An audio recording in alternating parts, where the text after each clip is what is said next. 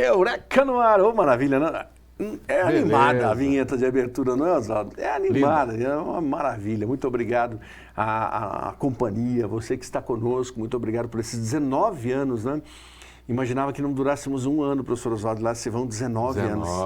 E agora você pode nos encontrar pelo YouTube, não perca a oportunidade, dá uma olhadinha agora, você que está nos assistindo, dá uma chegadinha no YouTube, veja os programas anteriores, nós temos ali já à tua disposição cerca de 60 aulas para você dar uma olhadinha, 60 programas diferentes, Instituto Educacional Eureka, com K, é claro, ONG Educa-me Brasil, dá uma chegadinha lá. E é claro que muita gente usou também o Instituto Eureka, né? Nossa, Instituto Educacional Eureka. É importante ressaltar que são programas com os mais variados temas. Você vai encontrar, principalmente o nosso foco central... Enem Tuaí, série Enem Tuaí. Exato, exatamente. A série Profissões, série Fala Diretora, Fala Diretor, a série Conhecimentos Gerais, Atualidades, propriamente dita, e a série Vocações. Então você tem muitas coisas interessantes por aí.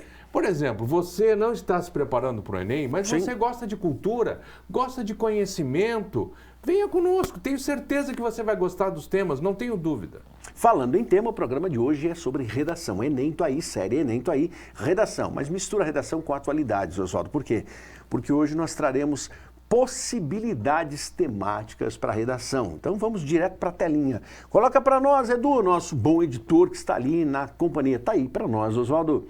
Essa é a folha original. Temos mostrado várias vezes, você que está nos acompanhando agora pela TV, essa é a folhinha original do Enem. Código de barras, que está à esquerda, para você, é a única identificação, Oswaldo, que o corretor tem. Na verdade, o corretor nem sabe quem é o indivíduo, a não ser que ele tenha um leitor óptico no olho, né? Que é pouco provável, né? É um super-herói, você que gosta de todos os super-heróis, aí bateu, agora eu já sei quem é. Não vai saber, né, Oswaldo? Nem na Marvel nem na DC, então. Não tem nenhum corretor da Marvel ou DC. Então tá bom. Para que serviria esse herói, né? Imaginou. O poder dele é a leitura poder. ótica.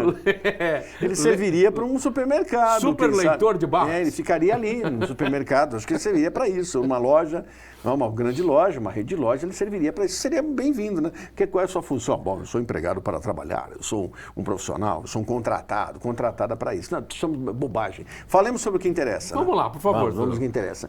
Temas possíveis, Oswaldo, para ciências humanas e as linguagens discutirem além da redação. Temas possíveis para esse ano. Um dos temas que se colocam em voga é o etarismo. Etarismo, professor Oswaldo, preconceito em relação às pessoas mais velhas. Aí vamos voltar um pouquinho à história para entender qual era a expectativa de vida há séculos, A com H, passado pretérito, como isso mudou e como os velhos eram vistos em vários momentos, professor Oswaldo. Sim, veja, as expectativas de vida elas foram mudando ao longo do tempo, né? Aumentando. Então nós temos aí um período medieval, por exemplo, que a expectativa de vida girava em torno dos seus 30 e poucos anos, 40 anos, Sim. Era a expectativa do sujeito. Até por conta de uma medicina extremamente ruim que havia no período para tratar as mais diferentes doenças. Mas houve também nesse período, e aí você vai ter, até de cultura para cultura, um maior cuidado ou não com o mais velho, Sim. com o idoso, né? Então, existiram culturas que realmente colocavam o mais velho naquela posição do líder maior da família, né? O patriarca ou a matriarca muito da comum família. Em tribos, né? Por assim dizer, em tribos em que você que há um colocava maior quanto mais velho. você vivesse, mais sobre você havia a ideia de que você é respeitável e merecia uma liderança. Na verdade, nós temos uma alteração significativa nisso com o capitalismo, né? Quando você entra no capitalismo, entra a preocupação com a produtividade. Sim. E aí a ideia é que o elemento jovem, ele é mais produtivo, e aí eu estou falando em trabalho braçal especificamente, né? O trabalho ali mais efetivo da mão na massa, o mais jovem ser mais produtivo que o mais velho. E aí, automaticamente, começa a se inverter essa preocupação. E o mais velho começa a ser deixado de lado, né? E não se conta um ponto fundamental, e até hoje nós sofremos com isso, né? O fator experiência. Né, que é muito importante em qualquer aspecto profissional. Quando eu falo sobre isso, uma das cenas, o etarismo é o preconceito, sobretudo a discriminação em relação aos mais velhos, tema que pode vir a ser cobrado. Lembre-se, de 1998 até 2022, o Exame Nacional do Ensino Médio, no quesito redação, na área redação, jamais cobrou essa condição. Sim, a valorização do idoso foi o tema do Enem em 2009. 2009, perdão, corrija, desça 10 anos, 2009. Porém, esta prova foi cancelada. Foi exatamente na implantação, na passagem do Enem, Oswaldo, quando o Enem deixou de ser uma avaliação da educação básica e passou a ser, além da avaliação da educação básica, a porta de acesso ao ensino superior. Ali, primeira temática. No entanto, aquela prova, ela foi corrompida. E por ter sido corrompida, o tema foi ignorado. E o tema seguinte passou a ser ética, que foi o tema cobrado em 2009, certo? Então, de lá para cá, jamais se cobrou. Então, não será uma surpresa para ninguém que o etarismo esteja em voga. Eu só fecho esse assunto, Oswaldo, que pode ser muito bem explorado em outras ocasiões, e o será, aqui mesmo conosco, trazendo uma cena que você se recorda. Para alguns que gostam de séries de TV, uma série que fez ali sucesso, lá se vão muitos anos, foi a série dos dinossauros. Aquela família, tipificando a grande família, composta por pai, mãe, pai e 2 filhos. E havia uma cena em especial, 2 filhos não, seria um terceiro depois que trouxe o bordão, não é a mamãe. Não é a mamãe. Exatamente. Não é a mamãe que ficou, aquele bichinho estranho, aquela figurinha, dinossauro. Há um dos episódios, Oswaldo, você deve lembrar, em que a avó deles, a avó que era amada pelos dois mais velhos. Levada para o vulcão. A avózinha, e ela estava sã, ela estava sadia, ela estava perfeita. E ela alegrava a família, mas ela chegou na idade em que ela precisava ser descartada. Esse é o termo, né, Oswaldo? E foi exatamente essa uma das lembranças dos episódios que ficou marcante, porque a família sofreu muito com essa situação obrigatória no seio da sociedade, na casta, em descartar alguém que já havia... Mas vem justamente o que eu estava comentando, a questão do ser produtivo ou não ser produtivo, né? Sim. Que ainda a nossa sociedade tem, e muito pelo contrário. Hoje nós temos pessoas mais velhas, a nossa condição nos permitiu hoje, nós temos profissionais com 50, 60 anos em pleno ou vigor. mais, e em pleno vigor. Às vezes muito mais produtivos do que o jovem, às vezes, né? E ele ainda acumula a experiência de todo o profissional que ele foi para trás. Perfeito. Mas esta nossa sociedade atual ainda não tem bem presente essa realidade. Etarismo. Segundo slide para nós, por favor, meu amigo Edu, o primeiro slide, pode mostrar para nós exatamente o segundo slide. Você que está nos acompanhando, todas as redações modelo Enem trabalham com um horizonte de 7 a 30 linhas. 30 linhas máximas, 7 linhas mínimas. A estrutura do texto está ali, professor Oswaldo. Tema abordado no primeiro parágrafo, tese no segundo parágrafo, argumentação no terceiro parágrafo, argumentação que sustenta a tese, que corrobora a tese, que suplementa a tese e depois resolve a situação problema. Porque todos os temas do Enem são situações problema. Se nós colocamos etarismo como uma possibilidade, etarismo é uma situação problema. Como é que você resolve? Então, o nosso desafio para você que está nos assistindo agora, que pode pegar uma caneta, um lápis, pode pegar um caderno e separar. Etarismo, primeiro tema. Segundo tema, professor Oswaldo, racismo. A sociedade brasileira preconceituosa, a sociedade brasileira que vive aquela fama equivocada de brasileiro cordial. Ou e, na verdade, da não democracia racial. Isso. Né? Também da democracia racial, que nós não temos nada de democracia racial. E aí vem o tal do racismo estrutural, que alguns duvidam da existência. Não, dizem que não, todos são iguais. Aqui. Recentemente, não ligado ao racismo, mas ao classismo, nós vimos um clube, um elegante clube social de São Paulo, trazendo por escrito uma declaração que as babás não podem mais frequentar o mesmo local, a não ser que estejam com indumentária branca. Indumentária branca. E é claro, elas não podem fazer refeição no mesmo local. Elas precisam, só se estiverem acompanhadas das crianças, mas devem fazer em separado.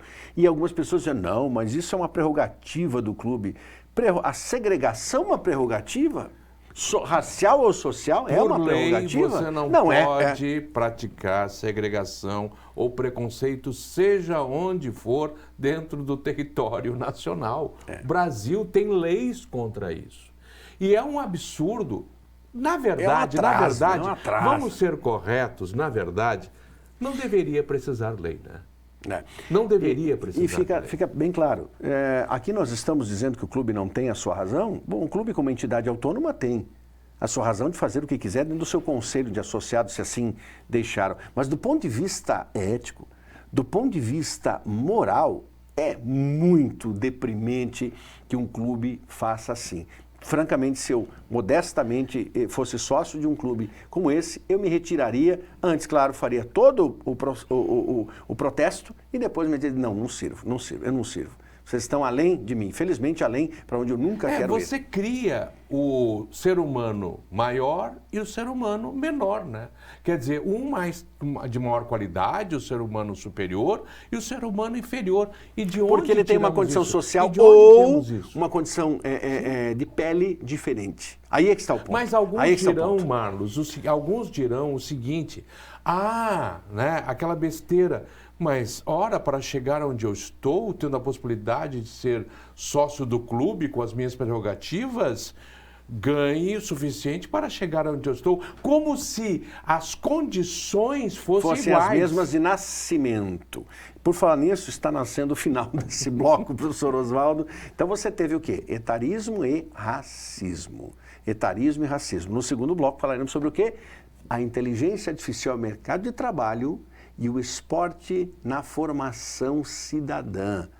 Erros e acertos do esporte na condição cidadã. Daqui a pouquinho voltamos, professor Oswaldo, que está nos acompanhando, é a conversa entre ciências humanas e as linguagens, além disso, a redação. Já voltamos, intervalo culturalíssimo, você está com o programa Eureka.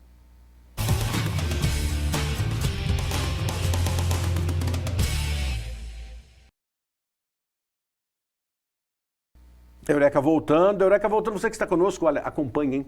Que tal dar uma chegadinha no YouTube agora? Dá uma chegadinha, professor Oswaldo, qual é o canal mesmo? Instituto Educacional Eureka. ONG Educa-me Brasil, Eduque-me Brasil. Já se inscreveu, professor Oswaldo? Sim, e você também. Vai lá, se inscreva, dê um like, acompanhe. Às vezes você não pode ver o programa aqui por conta de algum horário, alguma coisa assim. Vá lá no YouTube, o programa vai estar esperando por você. E o sininho vem. Entrou um programa novo, sininho no ar, professor Oswaldo. Tá ali, você pode acompanhar no YouTube o programa Eureka e em rádio também, FM 97.1 AM 630, uma conversa sempre curiosa entre o professor Laércio de Mello, este que vos fala, professor Oswaldo Siqueira e professor Marcelo Toniolo, professor Toniolo, ou seja, os quatro batendo papo pela ordem alfabética, justamente nesse sentido. Diariamente, FM 97.1 AM, 630, pela manhã e à noite, né, Oswaldo? Isso mesmo. Esteja conosco, hein? Nos acompanhe. São, como diz o Toniolo, algumas pílulazinhas ali, 5 minutos para você pela manhã e à noite, onde nós estamos conversando sobre educação. Nosso tema primordial. Muitos e muitos anos nós jamais ficamos nos 5 minutos, então não esqueça, é um pouquinho mais sempre. Não? É um pouquinho mais sempre, porque a gente não consegue muito bem. Nunca. Algumas vezes nos puxam a orelha porque nós passamos até de 6, mas não vai perder com a conversa boa. Inteligência artificial no mercado de trabalho. A inteligência artificial modificada. Recentemente, na última semana, nós acompanhamos uma fotografia, uma imagem de uma moça, uma figura branca, loira, e ela estava em biquíni, vestida com biquíni, e muita gente, mas que beleza, que moça bonita, que moça simpática, que moça atraente, e elogios diversos à composição humana do ser. Só que o ser não era humano. A inteligência artificial criou aquela figura. Como a inteligência artificial mudará as vidas, e aí os perigos. Não, e veja, nós estamos com, lá em Hollywood, 2 categorias em greve. Sim, por quê? Os atores e os roteiristas. E por quê? Um dos pontos fundamentais, a inteligência artificial, que pode substituir os roteiristas, Sim, por porque a exemplo. inteligência Pode cria. substituir até atores. Ah, como vai substituir atores? Ora, recentemente, você teve um ator mais jovem fazendo o papel de outro com o rosto do outro. De quem eu estou me referindo? O Luke Skywalker, numa série, ele foi utilizado um rapaz e encaixaram o Vou rosto mais longe. do Luke Skywalker. Vou mais longe, vou mais longe. E vamos... Falemos sobre Indiana, o E Indy. vamos... Sim. Indiana. Então você tem o Harrison Ford no filme que está em cartaz nos cinemas, para alguns nostálgicos como eu, que sempre gostei, não é? Do Indy. Então, claro, que eu fui assistir por conta disso.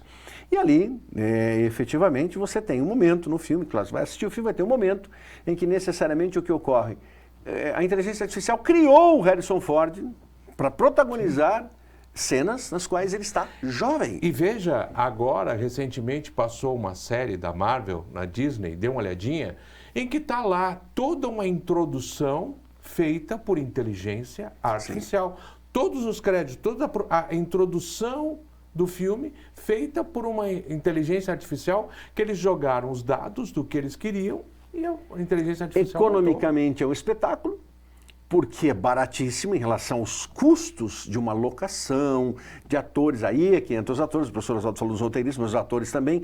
E nós temos notícia. Qual a notícia? Nós temos a notícia de que Bruce Willis, para os nostálgicos que estão conosco, os estudantes, os mais jovens podem procurar, Duro de Matar. Antes disso, a série que o tornou famosíssimo, A Gata e o Rato. Ah, mas isso é muito antigo e tudo mais, mas você localiza. A Gata e o Rato, ele fez um grande sucesso, e depois ele fez muito sucesso em um filme que até hoje é visto como cult, O Sexto Sentido. Sem dúvida. O Sexto Sentido. Até cult mesmo, é daqueles filmes que tem que assistir, e mesmo assistindo agora, você diz assim, uau!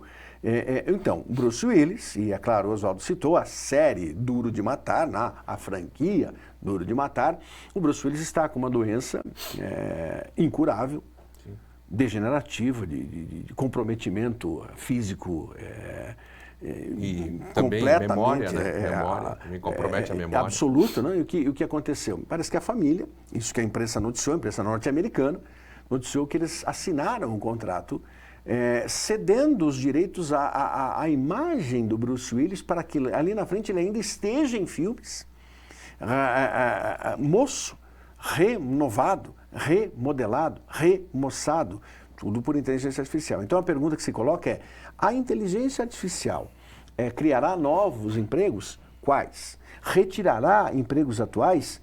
Quais? Permitirá o avanço da humanidade ou trará a extinção da humanidade? Todas essas questões estão na mesa, não estão, Oswaldo? Exatamente. E são fundamentais para nós pensarmos. O próprio mercado mundial de trabalho está aí em jogo. Quer dizer, como se pensar isso? É claro, é meio que impossível deter o avanço tecnológico, sem dúvida. Os principais envolvidos até solicitaram, olha, vamos parar em uns 10 anos de pesquisa. Mas isso não adianta. E há pessoas que não pararão. E há pessoas que não irão parar. Quer dizer, está aí, né? E é um problema hoje. Nas universidades, nos colégios, né? Você hoje em dia pede um trabalho para um aluno, de repente, será que o trabalho não foi feito por uma inteligência que pode vir a ser feito? Então, pode. E o aluno vai dizer assim, eu não vou. Por que eu vou passar 2 horas, 4 horas, uma manhã, uma tarde inteira abrindo livros, pesquisando, sabe aquela cena clássica, uma mesa como essa, e você espalha N livros e fica ali horas, gastando fosfato, né, no bom sentido. Para que eu vou fazer isso? Eu clico um botão e em minutos, se muito, o trabalho está pronto, eu vou fazer outras coisas. Mas aí a pergunta é, quais outras coisas você fará? E aí vem uma pergunta essencial. Qual preparo você ficará?